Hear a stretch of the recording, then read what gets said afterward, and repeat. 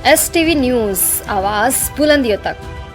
हम लोगों का जिला सम्मेलन है और ऑल इंडिया यूथ फेडरेशन के बारे में आपको पता होगा, देश की सबसे पुरानी नौजवान संगठन है। हमने वोट की अधिकार की लड़ाई को भी लड़ा है। हमने शिक्षा और रोजगार के सवाल पर लंबी लड़ाई लड़ते आ रहे हैं और हम लोगों ने तय किया है कि दरभंगा जिला के नौजवानों को इस सम्मेलन के द्वारा और आगे भी संगठित करेंगे और दरभंगा जिला में जो शिक्षा और रोजगार के सवाल पर कई यहाँ दरभंगा जिला में और इर्द गिर्द में कई मिलें बंद पड़ी हुई हैं, जैसे अशोक पेपर मिल है, लोहर चीनी मिल है। इन तमाम मिलों को चालू करे सरकार। इस पर संगठित होकर के हम लोग मजबूत आंदोलन का रूपरेखा इस सम्मेलन से तय करेंगे और नौजवानों को संगठित करके मजबूत आंदोलन करेंगे।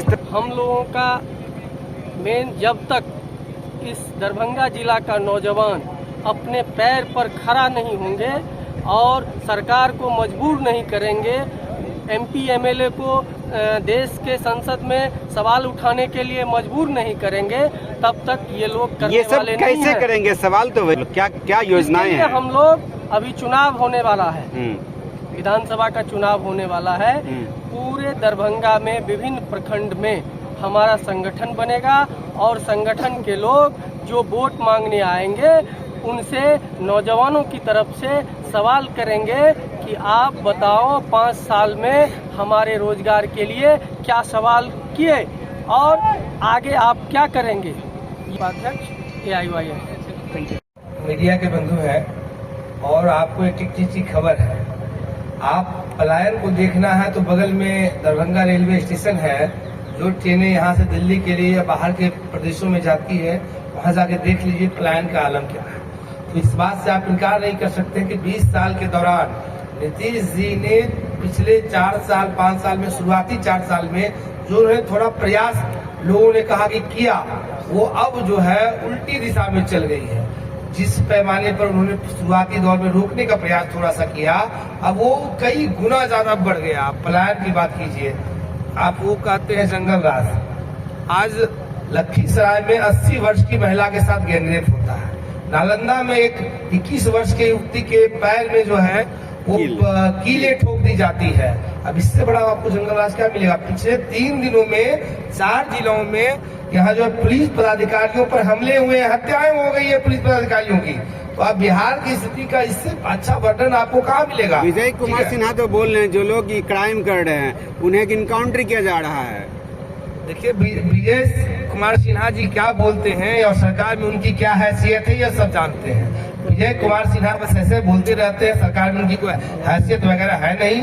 और अगर वो चाहते, क्योंकि मैं इसलिए कह रहा हूं कि विजय कुमार सिन्हा के गृह जिला से मैं हूं और मैं उनके विधानसभा क्षेत्र से हूं। उन्होंने क्षेत्र के अंदर एक थाने का वो एक अफसर उनकी बात को नहीं सुनता है, तो बिहार में किसको क्या सुनाने की बात कर रहे हैं? ये सब नहीं है। बिहार की व्यवस्था पूरी तरह से ध्वस्त हो गई है। बिहार में न शिक्षा है बेहतर, न रोजगार है, न अपराध पर लगाम है। पूरी तरह से बिहार में अपराधी बेलगाम हो गए हैं। पूरी तरह से यहाँ जो है रोजगार का वो सिस्टम ध्वस्त हो गया है, कहीं कुछ नहीं है। धन्यवाद। चाहे बिहार आते हैं तो सबसे बड़ा इशू बिहार का खासतौर पर ये रोजगार रहता है। खाली ये बिहार का नहीं, अब पूरे देश का इशू हो गया है। हमारे देश में लगभग 40 करोड़ युवा हैं जिनके पास स्थायी रोजगार नहीं है। देश पे सत्ता पे विराजमान भाजपा ने कहा था, आज से 10 साल पहले कहा था कि यदि हम भाजपा सत्ता में आएगी तो प्रतिवर्ष 2 करोड़ रोजगार देंगे। 10 साल सत्ता शासन पूरे किए, 20 करोड़ रोजगार नहीं मिले। बजाय इसके कि कोरोना काल में बहुत से लोगों का रोजगार छिन गया, लोगों के कारोबार छिन गए, रोजगार की व्यवस्था नहीं की गई। और पूरे देश में, खास तौर पर बिहार में भी अब चुनाव अभी आ रहे हैं, तो राजनीतिक दल युवाओं को लुभाने के लिए खास तौर पर रोजगार का वादा कर रहे हैं। खाली ये वादा नहीं रहना चाहिए, क्योंकि रोजगार देना कहाँ है ये भी बात है। अगर यहाँ दरभंगा की बात करें, जहाँ में जूट मिल रहे हैं, शुगर मिल रहे हैं, तमाम तरह के जहाँ रोजगार मिल रहा है, तो वहाँ क्या किसी राजनीतिक दल का इशू है?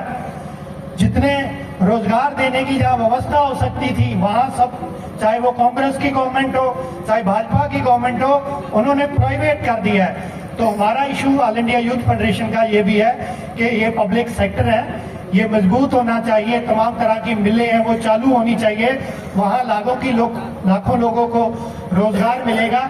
और पूरे देश भर में हम इस बात के लिए आंदोलन कर रहे हैं कि जैसे देश में पहले रोजगार की 100 दिन रोजगार की, ग्रामीण क्षेत्र में रोजगार की गारंटी की है, प्रावधान है, उसी तरीके का जो युवा पढ़ा लिखा है, जिसके पास डिग्री है, डिप्लोमा है, किसी ने कॉलेज का पढ़ाई की हुई है, किसी ने एमबीबीएस की हुई है, किसी ने इंजीनियरिंग की हुई है, तो उनको उनकी योग्यता के मुताबिक रोजगार की गारंटी का हमारे देश की पार्लियामेंट में प्रावधान होना चाहिए।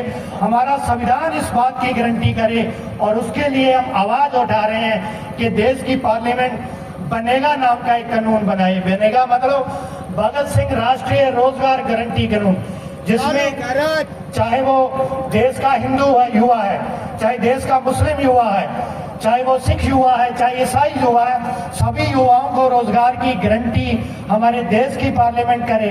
अगर हमारे देश का युवा वोट डाल के एक पार्लियामेंट को सदस्य को रोजगार की गारंटी दे सकता है 5 साल के लिए, एक विधानसभा के नेता को रोजगार की गारंटी दे सकता है, लेकिन जो वोट डालने के लिए जाते हैं, जो विधानसभा में सदस्य भेज देते हैं, पार्लियामेंट में सांसद भेज देते हैं, उनके लिए रोजगार की कोई गारंटी नहीं है। हम इस बात के लिए आंदोलन कर रहे हैं कि सभी युवाओं को रोजगार की गारंटी होनी चाहिए। चुनाव से पहले आप बिहार में आए हैं, खास दरभंगा में आए हैं, और ये जो दरभंगा है ये महागठबंधन का बहुत कमजोर हो चुका है, जिससे आप लोगों की पार्टी गठबंधन में है, तो क्या कहेंगे, कैसे मजबूत होगा, क्या उस परिदृश्य में देखा जाए? महागठबंधन चाहे कोई भी गठबंधन हो, किस बात को लेकर होगा? सबसे बड़ी बात है कि इशू क्या रहेगा। बिहार का सबसे बड़ा इशू है, रोजगार का इशू है। महागठबंधन में भी ये इशू रहना चाहिए कि जो भी गठबंधन का पार्टी होगा वो रोजगार की गारंटी कैसे देगा। रोजगार की गारंटी इसी बात से हो सकती है, अगर देश के तमाम तरह के जो हमारे संस्थान है, चाहे वो स्कूल है, चाहे हमारी रेलवे है और चाहे हमारे मिल हैं, अगर वो प्राइवेट होंगे, अगर गठबंधन में ये इशू नहीं रहेगा, अगर इशू रहेगा कि यहाँ हमने गवर्नमेंट शिक्षा देनी है, हमें स्वास्थ्य सभी लोगों को देना है, हमने ये मिलों को चालू करना है, हमारी देश में रेलवे है, हमारी देश की ट्रांसपोर्ट है, हमारे देश के जो बैंक हैं, उसके लिए महागठबंधन क्या सोचता है? हम अपनी पार्टी की ओर से और संगठन के ओर से ये बात रखेंगे कि रोजगार मेन इशू है, रोजगार की गारंटी का कानून मेन इशू है। खाली ये इशू नहीं है कि गठबंधन आए और गठबंधन को वोट डालना है। वोट किस बात के लिए डालना है? लोग आते हैं, राजनीतिक दल आते हैं, लोगों से, खास तौर पर युवाओं से वोट लेते हैं। भाजपा ने भी कहा था कि हम सत्ता में आएंगे तो युवाओं को बहुत कुछ देने वाले हैं। 15 करोड़ तक का वादा किया था, 15 लाख तक का वादा किया था, तमाम तरह के वादे किए थे, नौकरी का वादा किया था, लेकिन नौकरी के लिए कोई कानून बनाने की बात वहाँ गठबंधन के हो, हम इस बात के लिए प्रयास करेंगे। आप पंजाब से बिहार के दरभंगा जिला में आए, क्या कुछ देखने को मिला? बिहार से चाहे आप तमिलनाडु जाओ, ये बात देखने को मिलती है कि खास तौर पर जो बिहार के बच्चे हैं जिनकी एज 10 साल से लेकर 25 साल तक है, जिनको हम सोचते हैं कि बिहार के स्कूल में होना चाहिए, कॉलेज में होना चाहिए, वो ट्रेन के जनरल डब्बे में लटक जाते हैं। उनके पास पीने के लिए पानी भी नहीं रहता, खाने के लिए कुछ वहाँ भी नहीं रहता, और जहाँ वो काम करते हैं वहाँ भी स्थायी रोजगार नहीं है। वहाँ कोई भी अगर चाहे कभी उनको रोजगार से छटनी हो जाती है। अगर कोरोना काल का दौर आता है तो आपने देखा होगा कि मुंबई से पैदल चल के यहाँ आने के लिए लोग मजबूर हुए। वो इसलिए मजबूर हुए लेकिन उस टाइम अगर स्थायी रोजगार होता, सरकारी नौकरी होती, तो शायद वो दौर ना देखना पड़ता, किसी को चलने के लिए मजबूर ना होना पड़ता। लेकिन उस दौर में, खास तौर पर कोरोना के दौर में, अगर सबसे ज्यादा कष्ट किसी को झेलना पड़ा तो बिहार के युवा थे, जिनके पास सरकारी नौकरी थी उस दौर में, जिनके पास सरकारी रोजगार था, उनके खाते में पगार आती रही, सैलरी आती रही, लेकिन जो किसी मिल में, प्राइवेट संस्थान में काम करते थे, उनके पास उस तरीके की कोई व्यवस्था नहीं थी। उनको तमाम तरह की यातनाएं वो झेलनी पड़ी। अब भी आप चाहे कोलकाता जाइए, खास तौर पर दिल्ली के रूट पे जितनी भी ट्रेन चल रही है, बिहार के युवाओं की दुर्दशा क्या है, ये किसी को बोलने की जरूरत नहीं है। खाली आप जनरल डब्बे में जाइए, वहाँ कैमरा घुमाइए, आप उनसे पूछिए कि बिहार के युवाओं की दशा क्या है, आपको वहाँ सब देखने को मिलेगा।